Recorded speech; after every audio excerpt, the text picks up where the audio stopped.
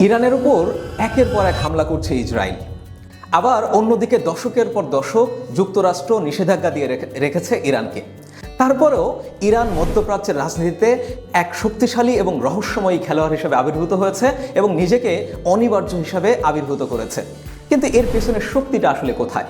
ইরানের মূল শক্তি হচ্ছে তার জিওপলিটিক্সে, তার ভূপ্রকৃতিক যে অবস্থান।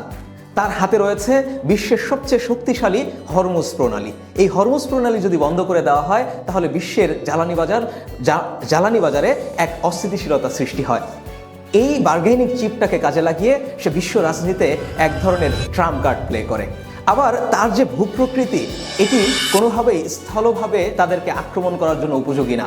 অর্থাৎ কোনো দেশই চিন্তা করতে পারে না তাদেরকে সরাসরি আক্রমণ করবে, কারণ এখানে রয়েছে উত্তপ্ত মরুভূমি, পাশ দিয়ে রয়েছে পাহাড়, যেগুলো অতিক্রম করে তাকে আক্রমণ করা সম্ভব নয়।